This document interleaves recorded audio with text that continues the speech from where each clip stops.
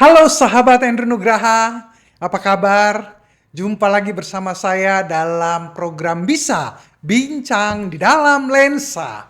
Nah, hari ini kita sedang melihat begitu banyak fenomena-fenomena, inovasi produk, inovasi brand, dan lain sebagainya. Nah, hari ini saya ingin sedikit memberi inspirasi ke teman-teman tentang bagaimana mobil listrik BYD bisa mengalahkan Tesla. Kita bicara tentang mobil listrik. Awalnya orang semua berpikir tentang mobil listrik adalah Tesla. Tesla membrandingkan dirinya sebagai mobil listrik terbaik dan lain sebagainya. Tapi tanpa mereka sadari, tiba-tiba mobil-mobil listrik dari China mulai bermunculan. Ada Wuling, ada Geely, ada macam-macam. Dan yang sekarang lagi cukup fenomenal adalah BYD. Mengapa Tesla yang awalnya duluan, mereka bisa kesalip dengan BYD? Tentu apa yang dilakukan BYD ini perlu kita pelajari dengan baik. Mengapa BYD bisa menang? Karena sebenarnya mereka punya inovasi yang relevan dan terukur. Relevan dan terukur seperti apa? Mari kita bahas satu demi satu.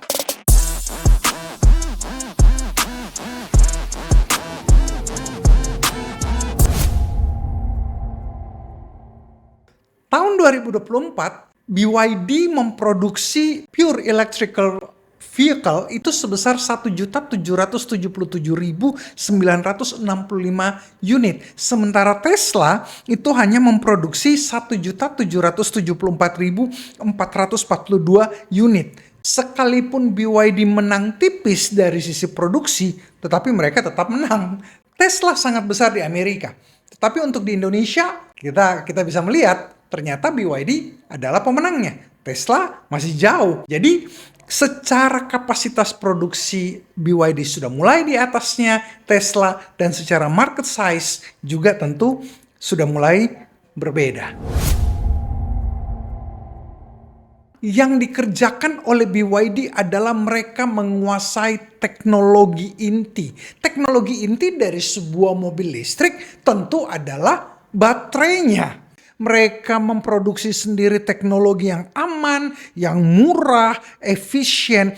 Kontrol penuh ada di BYD dan memungkinkan mereka bisa melakukan cost structure. Seringkali kita umumnya orang-orang di Indonesia banyak kali bisnis kita adalah bisnis trading. Bisnis trading artinya kita ambil barang dari sini dan kita jual. Tetapi tidak banyak bisnis yang menguasai end to end, menguasai dari hulu sampai ke hilir tanpa harus bergantung kepada supplier yang lain. Pak, kita kan punya kesulitan untuk membangun ekosistem. Jadi yang paling mudah adalah kita jadi trader aja. Kita ambil barang dan kita jual. Tetapi ketika kita mau semakin besar, kita perlu masuk di dalam sebuah ekosistem yang bisa memikirkan end to end. Hari-hari ini juga banyak sekali brand-brand, prinsipal-prinsipal, pabrik-pabrik yang mereka memproduksi sesuatu dan mereka menjual direct ke end user. Hal itu memotong rantai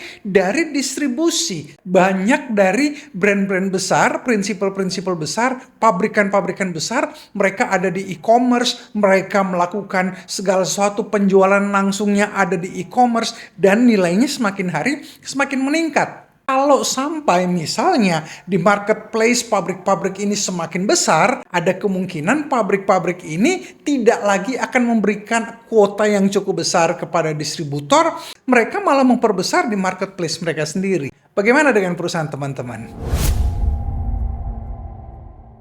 Selain menguasai teknologi, mereka menguasai produk untuk semua segmen. Berbeda dengan Tesla. Tesla umumnya menggunakan produknya untuk kelas premium. Mereka hanya menjual untuk kelas-kelas yang high-end, yang mahal, dan lain sebagainya. Sementara BYD, mereka menggunakan all segment untuk menguasai market share. Mereka berusaha untuk melihat celah pasar dan mereka memenuhi kebutuhan konsumen dengan varian produk yang mereka punya. Hari ini saya tidak tahu teman-teman sedang berbisnis apa, tetapi mungkin salah satu cara untuk membuat market share kita semakin besar adalah dengan membuat varian produk yang semakin banyak, sesuaikan dengan segmen pasar yang kita mau. Jadi salah satu cara untuk membuat bisnis kita semakin besar adalah dengan membuat inovasi produk untuk banyak segmen. Vertically integrated manufacturing. Artinya mereka berusaha untuk membuat komponen apapun yang ada di mobil listrik itu dibuat sendiri. Mereka mulai membuat motor chip, mereka menggunakan powertrain sendiri, mereka membangun software system sendiri. Hal ini mengurangi ketergantungan terhadap pihak ketiga dan bisa menekan biaya serta mempercepat produksi. Karena mereka bisa mengukur kecepatan produksi dari setiap line bisnis yang ada. Dari setiap hal yang mereka kerjakan, mereka bisa ukur berapa lama harus selesai, berapa yang bisa diproduksi setiap hari, berapa yang harus diproduksi setiap minggu, bagaimana cara untuk memproduksi lebih banyak atau sedikit menekan, dan lain sebagainya. Fokus pada harga dan skalabilitas. Mereka mencoba untuk scale up segala sesuatu yang mereka kerjakan dengan efisiensi cost dan price yang sangat rendah. Karena cost-nya rendah, mereka bisa punya pricing yang juga kompetitif. BYD bisa menjadi salah satu mobil dengan teknologi yang baik tanpa harus membuat harga yang mahal.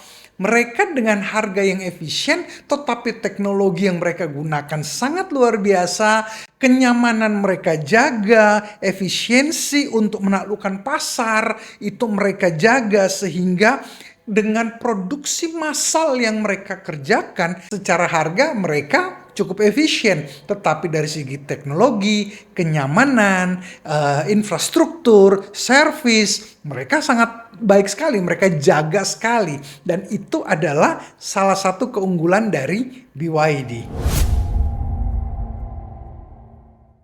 Apa yang teman-teman kerjakan di bisnis mungkin hari ini masih kecil, tapi mulailah berpikir untuk bisa men-scale up, meningkatkan, membuatnya menjadi lebih tersistemasi, sehingga bisnis teman-teman bisa menjadi semakin meningkat. Sama seperti BYD.